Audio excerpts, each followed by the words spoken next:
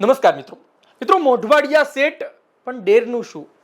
Arjunbhai Modhwadia set થઈ ચૂક્યા ભારતીય જનતા પાર્ટીમાં કેબિનેટ મંત્રી બની ચૂક્યા છે, પરંતુ અમરીશભાઈ ડેરનું શું? એ અમરીશભાઈ ડેર કે જેઓ ભારતીય જનતા પાર્ટીમાં તેમની સાથે જોડાયા હતા 5 માર્ચ 2024નો સમય હતો. આજે આટલા દિવસો પસાર થઈ ચૂક્યા છે, પરંતુ ન તો કોઈ મોટા સમાચાર મળ્યા છે, ન તો કોઈ મોટો હોદ્દો મળ્યો છે, ન તો કોઈ એમણે ચૂંટણી લડી છે. વાત એ છે કે આવનાર દિવસોમાં શું ભારતીય જનતા પાર્ટી તેમને લઈ કઈ વિચારી રહી છે? સી.આર. પાટીલ જે રૂમાલની વાતો કરતા હતા, એ સી.આર. પાટીલ પણ એ વાત યાદ રાખીને બેઠા છે કે પછી ભૂલાઈ ગઈ છે? બીજી વાત એ છે કે નવા પ્રદેશ પ્રમુખ આવી ચૂક્યા છે, જગદીશભાઈ વિશ્વકર્મા.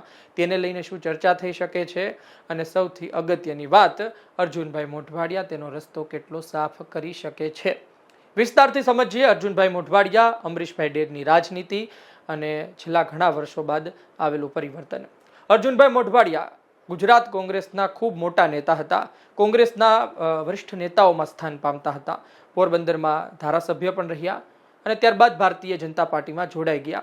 જ્યારે તેઓ ભાજપમાં જોડાયા ત્યારે તેની સાથે અન્ય એક ચહેરો હતો, અમરીશભાઈ ડેર.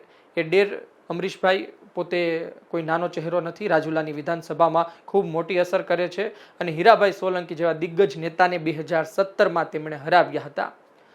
અમરીશભાઈ ડેરને લઈને હવે ચર્ચાઓ શરૂ થઈ છે. અર્જુનભાઈ મોઢવાડિયા તો બેશક કેબિનેટ મંત્રી બન્યા, એટલે અત્યાર સુધી જે કંઈ નિંદા થતી હતી, અત્યાર સુધી જે કંઈ વાતો થતી હતી, તમામ વાતો બાદ આખરે તેમને ફળ મળ્યું, આખરે તેમને ફાયદો મળ્યો વંડી ટપવાનો.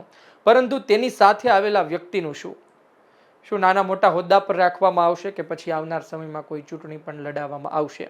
જ્યારે અમરીશભાઈ ડેર ભાજપમાં આવ્યા ત્યારે એક ચર્ચા હતી કે તેઓ ભારતીય જનતા પાર્ટીમાં આવ્યા છે તો ફરી ભારતીય જનતા પાર્ટી તેને રાજુલાથી લડાવશે.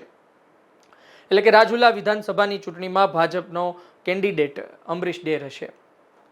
જોકે પેટા ચૂંટણી થઈ નહીં.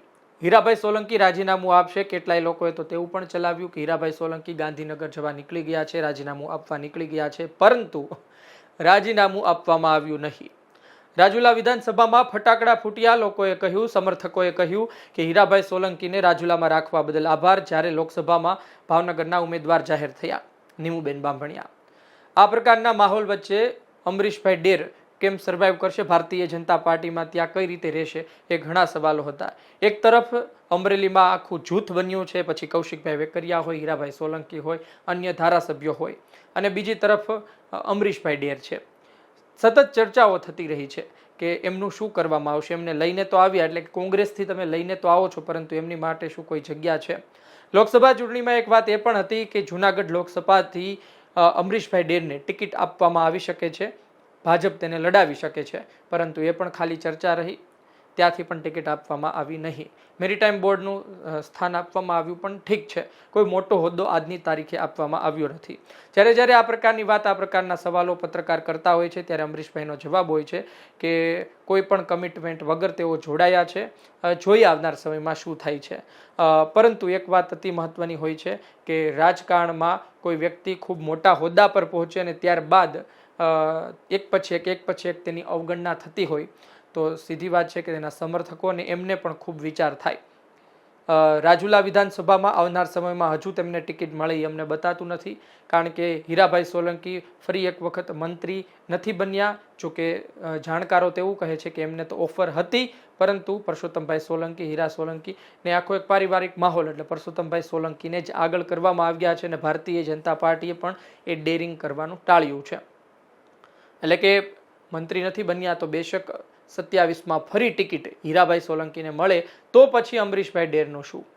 અમરીશભાઈ ડેરને લઈ શું ભારતીય જનતા પાર્ટી કંઈ નવું વિચારીને બેઠી છે? શું કોઈ નવી વિધાનસભા બહાર આવશે? શું જિલ્લા પર છે, નવા જિલ્લા બહાર આવશે, નવી વિધાનસભા બનશે, અથવા તો વન નેશન વન ઇલેક્શન તહેત કંઈક નવું જૂનું થશે અને ત્યારબાદ અમરીશભાઈ ડેર એ જ વિસ્તારથી પરંતુ વિધાનસભાનું નામ બદલાશે અને ચૂંટણી લડશે? એ સવાલો સતત થતા રહ્યા છે. આમ તો અમરીશભાઈ ડેર માટે ખૂબ સારા સમાચાર કહેવાય કે તેમના નજીકના અર્જુનભાઈ મોઢવાડિયા તેમની મંઝિલ સુધી, એટલે કે એમને મંત્રી સુધી જવું હતું ને એવો પહોંચી ગયા છે. હવે વાત એ છે કે અર્જુનભાઈ મોઢવાડિયા અમરીશભાઈ માટે શું કરે છે, ભારતીય જનતા પાર્ટી અમરીશભાઈ માટે શું કરે છે. અમરીશભાઈ ડેર આજની તારીખે હવે ધારાસભ્ય છે નહીં. છેલ્લે નાની નાની ચૂંટણી બધી થઈ રાજુલા વિસ્તારની, એમાં પણ હીરાભાઈનો દબદબો રહ્યો છે. એટલે સતત એવી ચર્ચાઓ પણ થતી રહી છે કે હવે પહેલા જેવા શું મજબૂત નથી રહ્યા કે પછી એક્ટિવ પોતે જ રહેવા નથી માગતા, ભારતીય જનતા પાર્ટીના નિર્ણયની રાહ જુએ છે. એવી સતત ચર્ચાઓ પણ થતી રહી છે. જોઈએ આવનાર સમયમાં શું થાય છે. એક સારા સમાચાર એમની માટે છે કે અર્જુનભાઈ હવે કેબિનેટ મંત્રી બની ચૂક્યા છે. જોઈએ હવે આવનાર સમયમાં શું થાય છે. આપનું શું કહેવું છે કોમેન્ટ બોક્સમાં જરૂરથી જણાવજો. શું ભારતીય જનતા પાર્ટી આવનાર દિવસોમાં એમને ચૂંટણી લડાવશે કે પછી સંગઠનમાં કોઈ મોટું સ્થાન આપશે? શું CR પાટીલને એ પ્રોમિસ યાદ છે, એ વાત યાદ છે કે પછી ભૂલી ગયા છે? અને અર્જુનભાઈ મોઢવાડિયા જેમને સાથે લઈને આવ્યા હતા એમની માટે કશું કરશે કે નહીં? આપનો અભિપ્રાય કોમેન્ટ બોક્સમાં જરૂરથી જણાવજો. આ વિડીયો માહિતી પસંદ આવી હોય લાઈક કરજો, શેર કરજો. ધન્યવાદ.